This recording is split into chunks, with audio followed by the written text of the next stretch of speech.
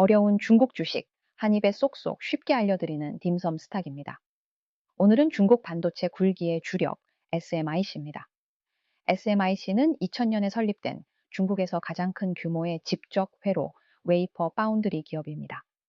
본사는 상하이에 있고 홍콩과 상하이 두 곳에 상장되어 있습니다.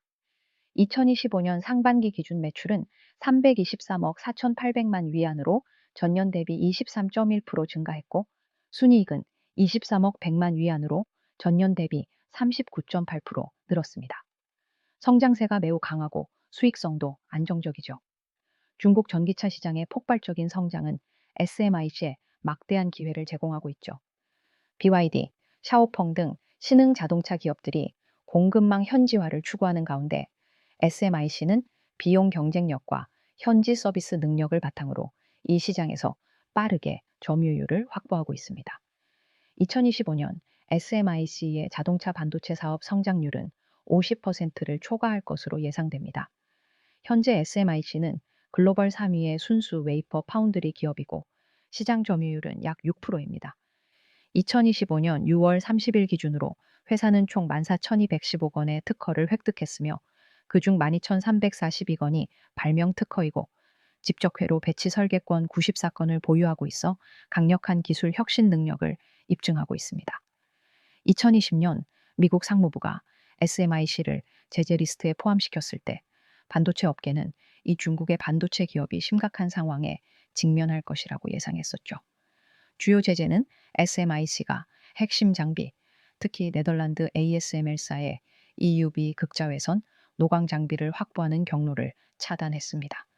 이는 7나노 미만의 첨단 반도체를 제조하는 데 필수적인 장비이죠.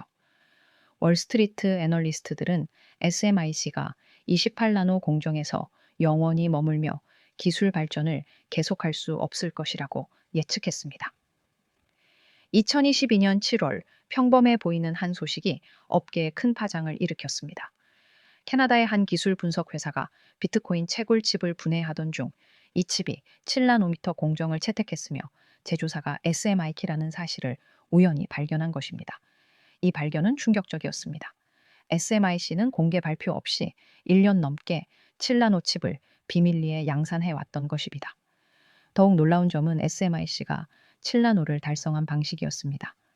업계의 예상을 완전히 뒤엎고 EUV 노광기를 사용하지 않고 DUV 장비를 개량한 후 다중 노광 기술을 적용해 7나노 제작에 성공한 것이었습니다.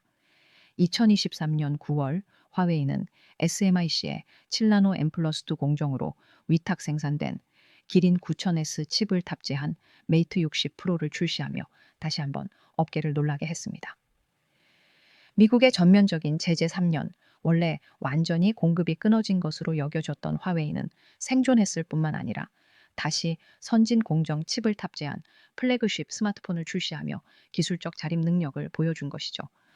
경쟁사들을 더욱 긴장시킨 것은 화웨이가 2025년에 5나노 공정을 적용한 새로운 칩을 출시할 것이라고 발표한 점입니다. 이는 SMIC의 기술 발전 속도가 외부의 예상을 훨씬 뛰어넘고 있음을 말해주죠. EUV 노광 장비가 없는 상황에서 SMIC는 DUV 장비의 다중 패터닝 기술을 최적화해 첨단 공정의 돌파구를 마련했습니다. 물론 다중 패터닝 기술의 대가는 명백합니다. 생산 단계가 9단계에서 34단계로 증가하고 수율이 현저히 떨어지며 비용이 51% 이상 높아집니다. 2025년 2월 중국의 금융시보가 소식통을 인용해 보도한 바에 따르면 SMIC의 910C 칩 수율이 1년 전 20%에서 40%로 향상되었다고 전했습니다. 이 수치는 SMIC의 7나노 공정 기술이 상업적 능력을 갖췄음을 의미하는 중요한 지표입니다. 40%의 수율은 TSMC의 수율 수준보다 훨씬 낮은 수준이지만 규모화 생산과 수익 창출을 지탱하기에는 충분한 수치죠. 화웨이는 SMIC의 M+2 공정을 활용해 이미 수만 장의 AI 칩을 생산했습니다. 이는 SMIC의 기술 발전뿐만 아니라 화웨이와의 협력 관계가 제대로 작동하고 있다는 상징이기도 합니다. 화웨이는 자금 지원뿐만 아니라 대량의 엔지니어를 파견해 SMIC와 함께 기술적 난제를 극복하고 있죠. 이러한 고객과 파운드리 간의 긴밀한 협력 모델은 TSMC가 파운드리 최강자로 부상하는데 결정적인 역할을 했던 요소인 초기 애플과 TSMC의 관계를 떠올리게 합니다. 더 주목할 만한 점은 SMIC와 화웨이가 DUV 다중 노출 기술 기반 3나노 공정 특허를 출원했다는 점입니다. 만약 이 기술 노드가 성공한다면 최첨단 장비가 부족하더라도 기술 혁신을 통해 발전 경로를 개척할 수 있음을 입증하는 게 되겠죠. 하지만 그렇다 하더라도 SMIC와 TSMC 사이에는 여전히 상당한 격차가 존재합니다. TSMC는 이미 3나노 공정 양산을 달성했을 뿐만 아니라 2나노 기술 개발에 착수했으며 기술 선도 우위는 약 3에서 5년 정도로 추정되는 상황입니다. 생산 능력 규모 측면에서도 TSMC의 월간 생산 능력은 12인치 웨이퍼 150만 장 이상인 반면 SMIC는 단 70만 장에 불과합니다. 그러나 성장성 부분에서 2024년 SMIC는 글로벌 3위의 파운드리 기업으로 성장했으며 시장 점유율에서 삼성과의 격차를 5에서 6%포인트까지 좁혔습니다. 특히 중요한 것은 SMIC가 28나노미터 이상의 레거시 공정에서 뚜렷한 비용 우위를 보인다는 점입니다. 2025년 초 SMIC는 갑자기 28나노미터 웨이퍼 가격을 $2,500에서 $1,500로 40%나 인하했습니다.